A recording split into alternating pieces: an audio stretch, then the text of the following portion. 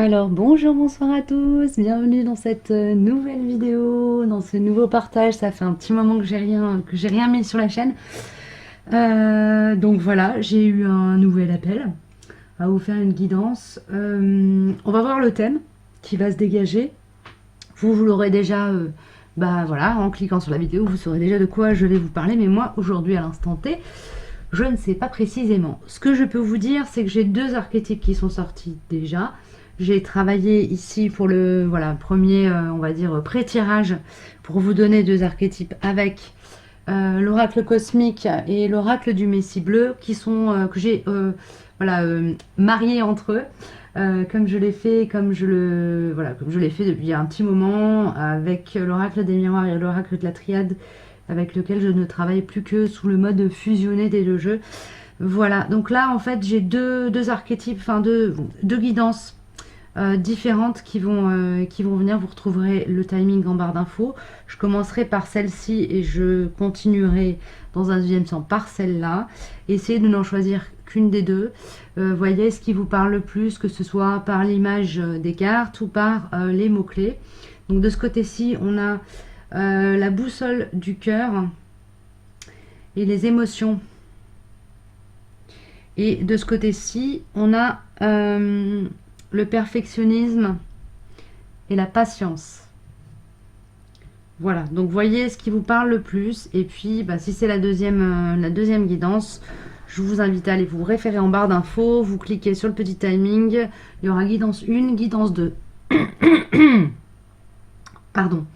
Je démarre directement ou je fais d'abord un tirage général? J'entends général d'abord, donc je vais faire un petit message pour le collectif. Je me mets ça sous le nez pour la suite. Hop, hop. Ok. Un petit message général. J'ai entendu il y a quelques jours ralentissement des énergies, ralentissement général. Donc je sais pas, a priori c'était pour l'année 2024. Alors c'est peut-être pour la période de transition entre 2023 et 2024. A priori il y a comme un ralentissement du rythme, pas tant des énergies, mais un ralentissement du rythme de chacun. Comme si, un peu comme si on rentrait dans une énergie d'hibernation. Qui est, contrairement à ce qu'on peut penser, pas une énergie, c'est une énergie où on se met au repos, mais c'est pas une énergie où du coup on n'est plus du tout dans la créativité, dans la réflexion, où il n'y a rien qui se passe. En fait, c'est une énergie où tout se passe, mais à l'interne, où ce qui se passe en sous-sol. Ce qui se passe de manière invisible. On va voir un peu ce qu'on me donne en complément de ce que je viens de vous dire ici pour le général. Puis ensuite, je partirai sur la première guidance qui concernera donc la boussole du cœur et les émotions. Volonté de bien pour tous, le rayon 1 avec la carte d'Umra Zahi. Donc a priori, ce qui se produit en ce moment, ou plutôt ce qui ne se produit pas, enfin ce qui se produit à l'interne, ce qui se mature, a un lien avec quelque chose de beaucoup plus grand que juste nos petites problématiques individuelles et notre petit travail qu'on fait nous de croissance de l'être incarné ou de l'âme qu'on porte en soi. D'accord? Il y a une idée de quelque chose de plus grand derrière tout ça, derrière ce qui se joue aujourd'hui, en ce moment, dans les énergies de cette transition 2023-2024. Je vais regarder dans le livret quand même le message précis de la carte du rayon 1. J'aime bien le livret d'Umra Zahi. Ah, il y a peut-être des gens dans le collectif là, qui regardent les vidéos qui ont des petits soucis d'ancrage. C'est fort probable possible. Alors, le rayon 1, alors vous m'excusez si je bégaye un peu, mais je vois pas grand chose, la lumière est pas géniale là, dans le bureau. Donc rayon 1, cette carte et son message pourraient se résumer ainsi. Volonté de bien pour tous, puissance. En ce moment précieux de votre vie, une nouvelle compréhension de vie se fait jour. Tout dans cet univers répond à une intelligence, un ordonnancement divin, un plan. Cet ordonnancement sert au mieux de notre évolution. Signification complémentaire, vision claire, pouvoir dynamique, chercher le bon chemin, le sens du temps et de la nécessité de changer de forme, la solitude capacité à avancer, montrer la voie, le détachement, l'unité du dessin, capacité à focaliser, rester déterminé. Voilà pour le message un peu général. Je vais partir du coup sur la guidance pour la boussole. J'entends boussole d'or et des émotions. Et ici, ça me parle de maîtrise, de devenir maître de ses émotions. Pas dans le sens où on vient les contrôler, mais plutôt dans le sens où on est en capacité de regarder la direction qu'elles viennent pointer. Que ce soit une direction vers l'intériorité, vers l'intérieur, comme une direction vers l'extérieur. En fait, c'est une boussole à deux pointes, à deux flèches. L'émotion va venir faire bouger la flèche dans un sens ou dans un autre.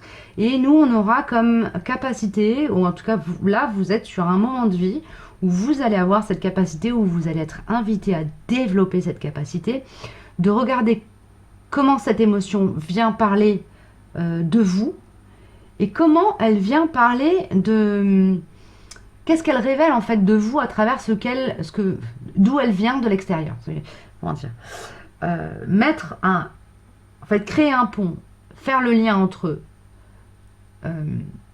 l'émotion, son origine à l'intérieur de soi,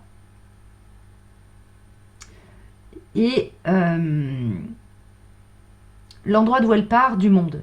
Il y a une notion de créer un pont entre l'intériorité et l'extériorité à travers l'endroit de soi d'où part l'émotion, ou l'endroit de soi dont cette émotion vient nous parler, ce qu'elle vient nous évoquer. Donc c'est aussi important de regarder l'endroit de notre vie qui génère cette émotion, et l'endroit en soi où cette émotion vient s'ancrer, prendre naissance, d'où elle part, d'où elle nous met en mouvement, comment est-ce qu'elle décide, comment est-ce qu'elle nous met en mouvement plutôt, comment est-ce qu'elle crée un mouvement à l'intérieur de soi, et comment ce mouvement qui existe, qui naît à l'intérieur de soi, vient nous mettre en mouvement aussi dans un mouvement vers l'extérieur.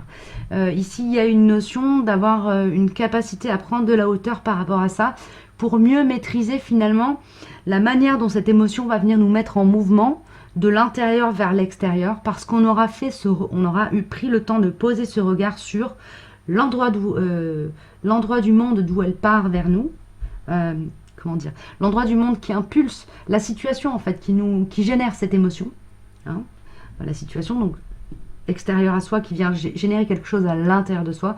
On aura pris le temps de prendre, en tout cas on aura une capacité où on sera en train de travailler sur cette capacité à prendre de la hauteur et à regarder le lien entre la situation, l'émotion qu'elle génère et notre manière de nous mouvoir. Donc on sort d'une forme d'action inconsciente liée à quelque chose qui serait de l'ordre de la réaction, et on vient grandir, apporter parfois du baume, créer...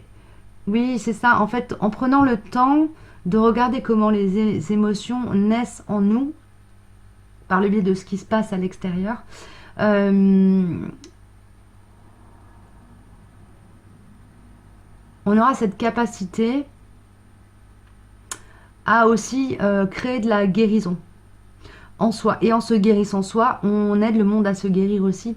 Ou en tout cas, on rentre en capacité de partager, entre guillemets, nos petites recettes pour aider les autres à être dans une forme de guérison aussi, enfin à générer de la guérison en eux, en elles, à partir de choses qui sont ancrées, quoi.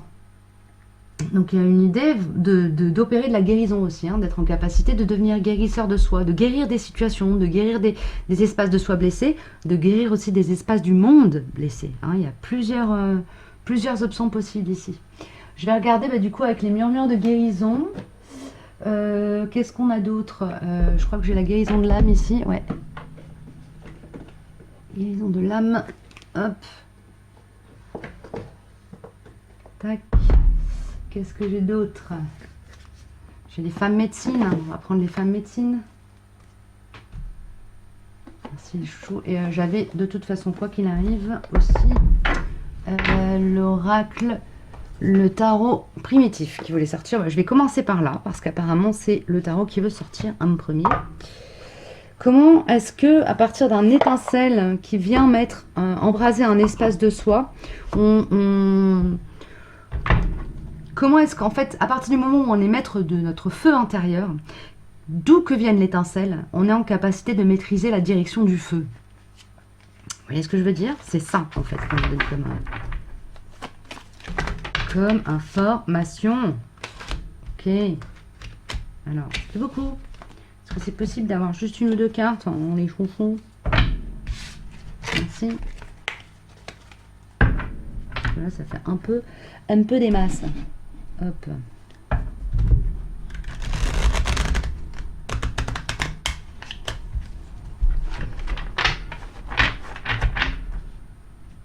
Je vais me faire un peu de place.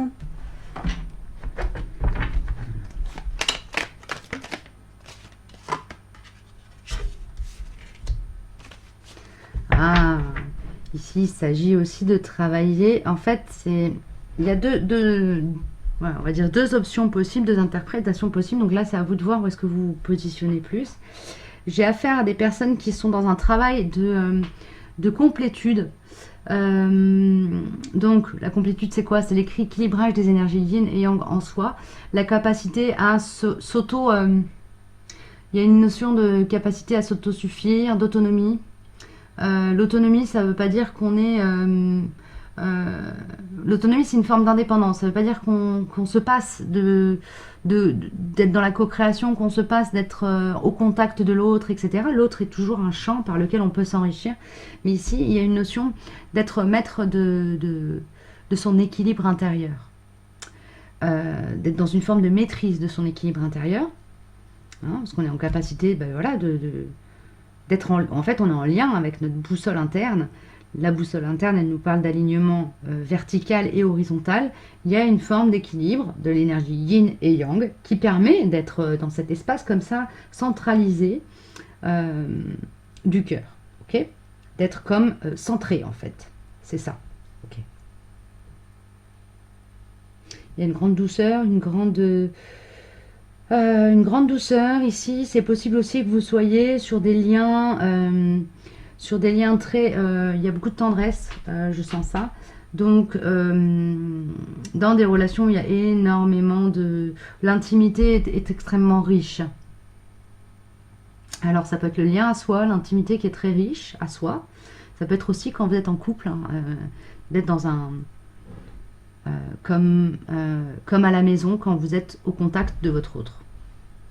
Où il y a une forme d'évidence, de compréhension, de respect, d'harmonie. Okay. Ce que ça me dit aussi, c'est que cette harmonie, ce respect, cette confiance, cette évidence, elle émane de ce que vous avez à l'intérieur de vous. C'est-à-dire que vous êtes déjà dans l'harmonie, dans le respect, dans une intimité tranquille avec vous-même, ce qui fait que ça autorise la relation à venir sur ce plan-là. Voilà. Et du coup, l'un comme l'autre, dans ce duo ici, et dans cet état d'équilibre intérieur. J'entends être son meilleur allié. Pour se trouver les meilleurs alliés ici-bas, il faut commencer par être soi-même son meilleur allié. Ok, bon. Ok, c'est bien perché. J'espère que je ne vous ai pas perdu. Il y a le réveil d'un guerrier intérieur ici. En lien, comment dire, en contact, en reliance, en dialogue avec des mémoires ancestrales au sens mémoire de sagesse. Hein. Et cette sagesse permet au guerrier de savoir exactement dans quelle direction lancer son arme pour être à la fois efficace et juste. Il y a une notion de se libérer aussi, alors de mémoire traumatique ou de vieilles entraves, de vieilles croyances limitantes, de fardeaux karmiques. Ça peut être du karma, ça peut être du transgénérationnel, ça peut être des mémoires traumatiques de cette vie-ci, d'une vie passée. Et il y a une notion, à travers cette libération de trauma, de rentrer dans un alignement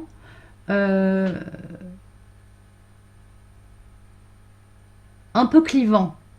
Je sais pas pourquoi ça me vient comme ça. Pourquoi un alignement clivant, les chouchous? Je peux avoir une info là-dessus? Pourquoi cet alignement est-il clivant?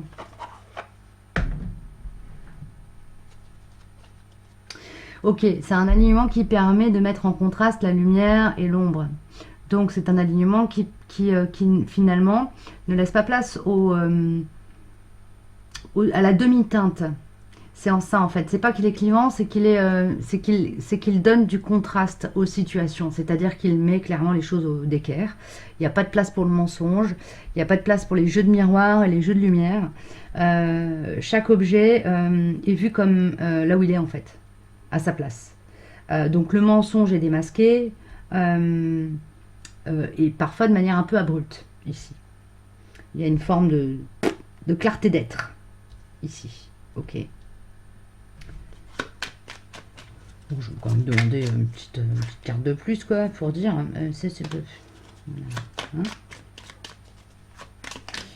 on va battre et laisser sauter la carte, s'il vous plaît, les chouchous. Merci. Et on a rituel sacré, mythe conscience. Il est possible que des révélations, en fait, que des choses soient révélées pendant les périodes des fêtes, les messes, les réunions de famille, les choses qui tiennent du rituel sacré. Donc là, on est en fin d'année 2023, hein, au moment où je tourne la guidance. Alors évidemment, si vous regardez cette guidance dans un autre moment de l'année, bah, ça peut être en lien avec des fêtes religieuses ou des rituels que vous avez pour vous aussi, hein, que vous posez pour vous, mais qui du coup ont comme un côté déclencheur, ils vont démasquer des mensonges, démasquer des illusions, démasquer des situations qui vous pompent votre force vitale. Et là, le guerrier pourra s'activer et aller, comment dire, matraquer un peu les points origines de ces situations qui vous pompent votre énergie. Ici, on a le tu me manques qui était quand même retourné dans le jeu, que j'ai remis pour rebattre et qui ressort. Donc, on va la prendre. Hein. Ah, c'est comme si...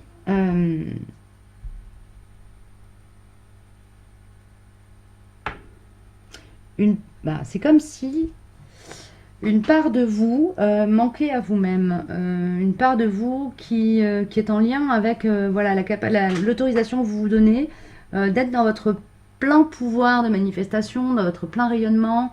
Donc ici, il y a une idée de se légitimer aussi dans ce qu'on fait. Dans ce qu'on fait, dans ce qu'on est, dans qui l'on est.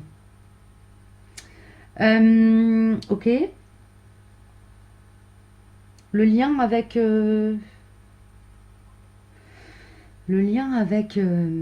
avec la guidance actuelle.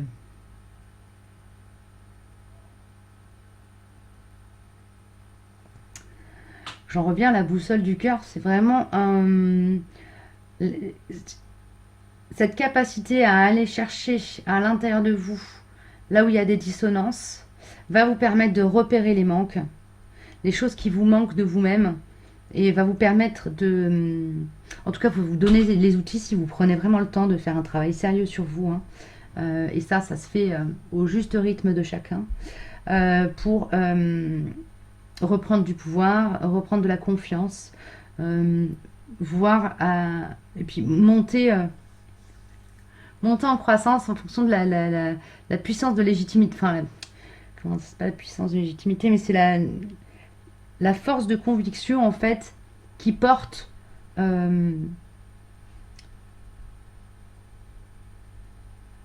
force de conviction que vous portez en fait en vous-même, pour vous-même, pour vous donner de la légitimité. Je ne sais pas comment je peux le verbaliser autrement.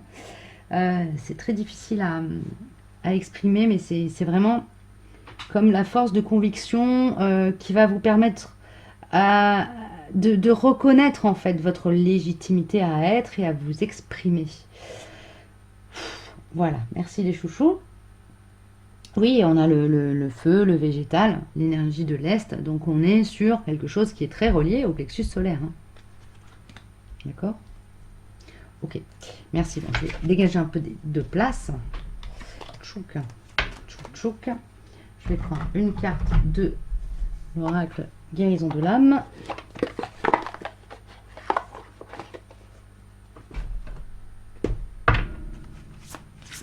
chou.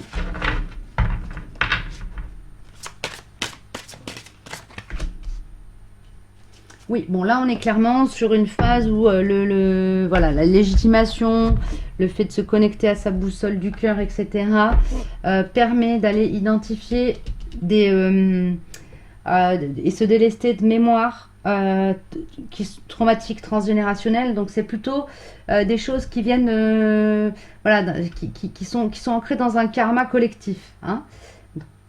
Ok. Transgénérationnel, ça veut dire aussi que ça peut être, si vous faites partie, je sais pas moi, si vous avez une religion, etc., ça peut aussi porter le collectif de cette religion-là. Vous êtes chrétien, bah, vous portez peut-être quelque chose qui est de l'ordre de...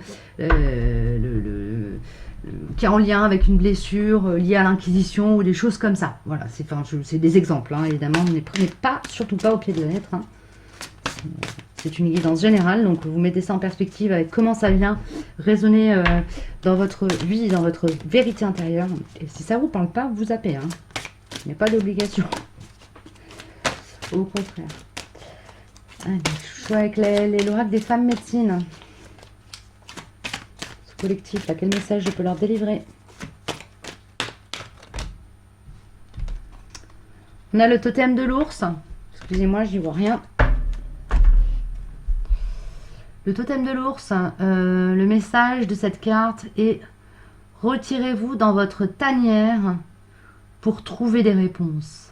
Ici, clairement, on vous signale que la vérité, vous la trouvez à l'intérieur, dans votre boussole intérieure, à l'intérieur. Donc, autant parfois, on est invité à aller regarder à l'extérieur pour voir comment les situations viennent résonner avec...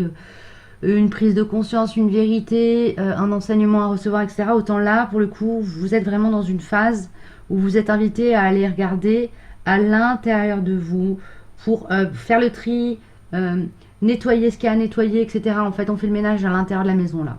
C'est vraiment le job du moment. Ok, merci les chouchous.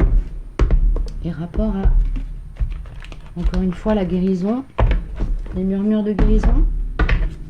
Qu'est-ce que vous pouvez me donner comme information complémentaire? Merci. Alors, acceptation. Il y a une idée de s'embrasser soi-même ici. D'embrasser tout ce qui existe à l'intérieur de soi. D'aller regarder autant les parts d'ombre que les parts de lumière. Et de ne pas hésiter à trancher dans le vif à l'intérieur de soi aussi pour... virer les parties nécrosées de soi. C'est pas le travail le plus confortable à faire. C'est pas le travail le plus sympa. Ça fait mal. Je sais pas si vous vous êtes déjà arraché des croûtes pour nettoyer, voilà, parce que vous aviez une blessure qui s'était infectée. Bon, franchement, ça fait pas du bien sur le coup. Sauf qu'après, on est nettoyé et on gagne en énergie générale. Donc, ici, il y a une idée d'accepter ce qui se passe à l'instant, d'accepter de faire ce travail de nettoyage intérieur, d'accepter de regarder en face la blessure traumatique, le trauma, d'accepter de regarder en face cette charge pour pouvoir l'identifier, pour pouvoir ensuite la libérer, nettoyer et travailler sur votre lignée. Vous avez une responsabilité par rapport au nettoyage du karma sur votre lignée. Ça veut dire que vous allez nettoyer le karma de votre lignée en amont et en aval. C'est-à-dire que vous allez aussi libérer vos descendants, votre descendance, la descendance de votre famille, vos petits-neveux, vos enfants. Voilà. Et la suite pourra arpenter ce monde avec plus d'alignement dès le départ de leur incarnation. Ça veut dire que vous allez enlever des dossiers à traiter pour les âmes qui vont suivre sur votre lignée. Et c'est leur rendre service. C'est beau. Voilà. Il est possible que ce travail se fasse de manière un peu... j'ai la carte inattendue qui était en dos de deck. Donc de manière un peu inattendue, quoi. Voilà. Hein, vous vous attendiez pas à ce que ça vienne de là. Vous vous attendiez peut-être à ce qu'il y ait ce travail à faire. Mais alors, que ça vienne de là. Que ça vienne s'activer à ce moment-là de votre vie. Que telle personne vienne vous dire telle chose qui vient résonner à tel endroit, qui vous permet de dégager tel trauma. Alors là, c'était improbable, et bien pourtant, ça va venir comme ça. Donc il y a une idée aussi d'accepter la surprise comme faisant partie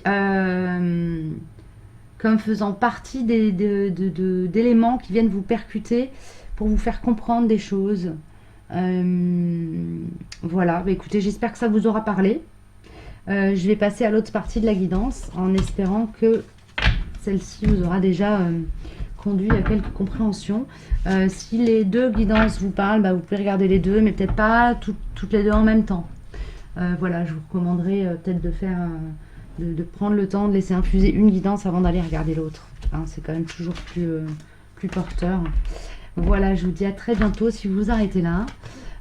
Prenez bien soin de vous et puis bah, on se retrouve prochainement pour une nouvelle vidéo. Et si vous souhaitez que j'aborde certains sujets en vidéo, vous pouvez me le dire en commentaire.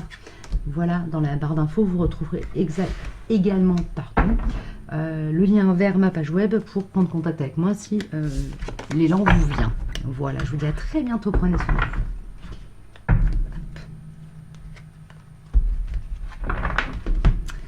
Alors, on est parti pour la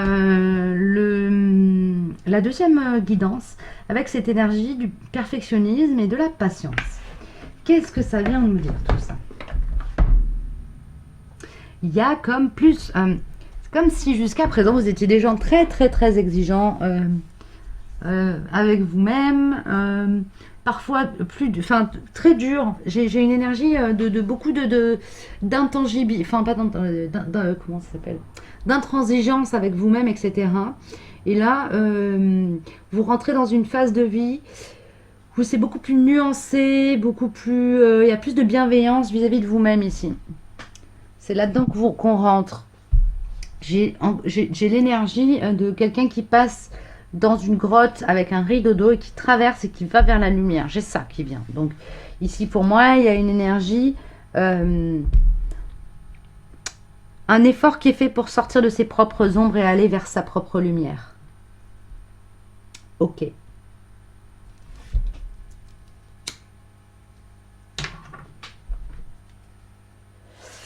Alors, j'ai l'oracle de Wheel of the Year qui sort, donc on va voir ce que ça nous donne comme information pour vous, pour les personnes qui ont choisi la carte perfectionniste et la patience.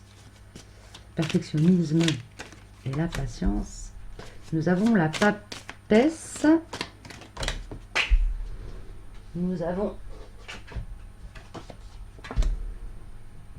le 4 de pentacle, 4 de denier.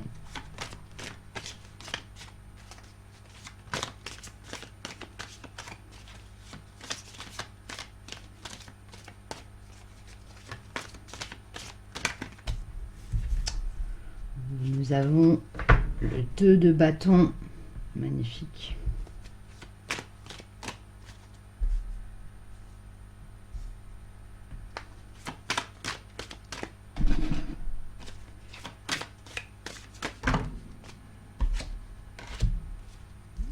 Nous avons le 9 de pentacle et nous avons la muerte, la mort. Qui n'est pas la mort physique, bien évidemment, mais la transformation.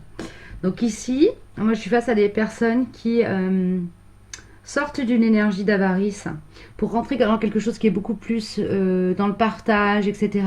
Il y a comme une capacité à rentrer en association avec des gens, des collectifs, etc. Parce que justement, vous avez travaillé sur cette forme d'inflexibilité et vous êtes devenu plus tolérant face aux autres, à leurs limites, etc. Tout de suite, ça vient beaucoup moins quand quelqu'un répond pas exactement à votre demande, etc. Ça vient beaucoup moins percuter une part d'ego blessé en vous. Ça vient beaucoup moins vous bousculer, vous faire violence, etc. Il y a comme une grande sagesse acquise ici pour moi. Ok, c'est formidable. Du coup, vous allez pouvoir commencer à rentrer dans une phase de création, de co-création. Il y a de la récolte à l'issue de tout ça quand même. Et derrière, on a une transformation, on a un changement de situation qui arrive, assurément. Une situation qui arrive assurément. A priori, plutôt sur la période de l'automne. plutôt sur la période de l'automne. Donc là, on a vraiment cette idée d'avoir passé l'été, de vraiment presque on a une saisonnalité annuelle ici. C'est comme si au moment du printemps, vous alliez rentrer en capacité de co-créer, etc. Semer des graines, commencer à monter des choses. À l'été, à la fin de l'été, récolter le fruit de ce travail et passer à autre chose au moment de l'automne. C'est possible que ça se présente sous cette forme-là. Possible aussi que ça prenne simplement la forme du projet, qui est puis de l'abondance, puis on passe à autre chose. On grandit, on change. Oui, c'est ça. On change, on grandit. On a de la force ici. On est dans quelque chose qui maîtrise beaucoup plus la matière. On est en capacité de faire ses deuils, de quitter, de s'auto... Il y a une autonomisation à la clé ici. Et oui, c'est ça, une capacité. Oui, une autonomisation. Une autonomisation. Accepter de laisser aller des choses qui ne nous conviennent plus. Ici, j'ai affaire à des gens qui sont en pleine croissance. Hein. De l'âme, ça peut un peu tirer les jambes.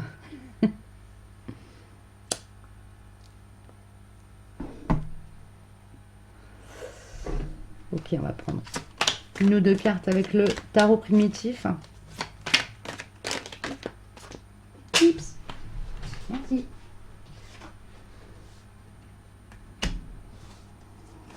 On a un projet de cœur en sourdine qui attend d'éclore.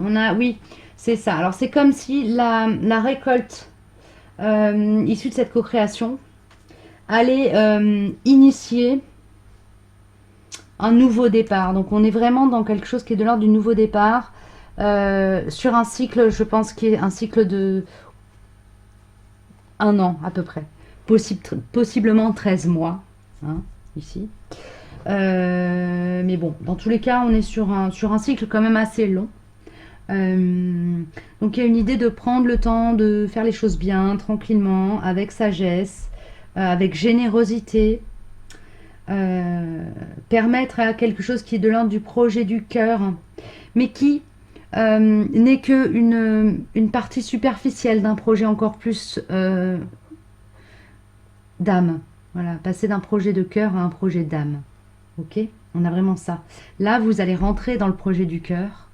Quand vous aurez fini, quand vous aurez vraiment allé au bout de ce projet de cœur, vous pourrez aller vers un projet d'âme. Donc quelque chose de plus grand, de plus fort, qui demandera peut-être des efforts, plus d'efforts, qui demandera la capacité à faire des deuils, à être en autonomie vis-à-vis de soi-même, mais qui du coup sera beaucoup plus aligné aussi avec votre note originelle.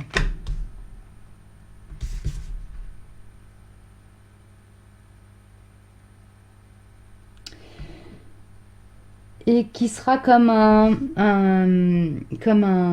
héritage que vous laisserez. Comme un héritage que vous allez pouvoir laisser. Donc c'est possible que vous mettiez en place des choses que vous allez vraiment concrètement léguer à vos enfants. Hein. Mais ça peut être un héritage que vous léguez à un collectif, à l'humanité, un legs, n'importe quoi. Un leg de conscience, une pensée qui se partage, qui traverse le temps. Voilà, ça peut être beaucoup plus large, ou ça peut être essentiellement, vraiment la base de quelque chose de concret dans la matière que vous léguez au suivant. Voilà. Bon, bah écoutez, j'ai pas grand chose de plus à vous donner. Je vais peut-être prendre une ou deux cartes de mon oracle quand même. Quand même. Pas une guidance sans mon oracle tout de même. Allez, qu'est-ce que vous me donnez comme info, s'il vous plaît, pour les personnes qui se seront retrouvées dans l'énergie du perfectionnisme et de la patience. J'entends pour voilà, mettre les choses mettre un projet au monde, il faut accepter qu'il ne soit pas d'emblée parfait. Il faut accepter qu'il mette en lumière des parts d'imperfection en soi aussi.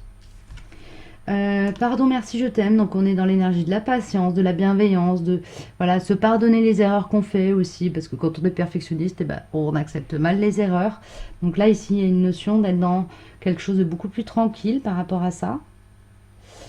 S'autoriser à faire des erreurs, c'est se donner la liberté de faire les choses. Hein. On a je me sens piégée, donc c'est se donner de la liberté, je le redis encore. Hein. Donc il y a vraiment cette idée de sortir de cette énergie rigide ici. Et l'apprenti sage, Voilà, à partir du moment où on a conscience qu'on est sur cette planète, dans cette incarnation-ci, pour apprendre, apprendre, c'est aussi faire des erreurs. Si on ne se trompe pas, on peut pas avoir on peut pas apprendre. Si on ne se donne pas l'autorisation de se tromper, quelque part, on se paralyse. Voilà, écoutez, donc du coup, la morale de cette histoire, c'est faites confiance à la vie, hein, faites confiance à la vie, peut-être faites un travail d'ancrage régulier pour justement rester dans cette confiance qui vous permet, malgré cette tendance que vous avez à vouloir tout faire de manière parfaite, d'accepter d'être faillible et d'accepter aussi que votre entourage le soit. Voilà, d'accepter que votre entourage le soit.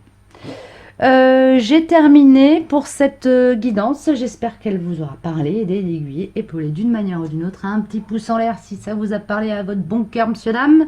N'hésitez pas à me faire savoir si vous souhaitez que j'aborde certaines thématiques en particulier. Voilà, vous pouvez me donner vos suggestions en commentaire. Vous pouvez aussi tout à fait me laisser un message en off en passant par ma page web pour voilà, me suggérer des choses. N'hésitez pas, ça me fait plaisir. Je vais essayer d'être un petit peu plus présente parce que là, c'est vrai que ces derniers temps, j'ai pas été très présente sur la chaîne. Et puis voilà, je vous dis à bientôt et prenez bien soin de vous. À bientôt, au revoir.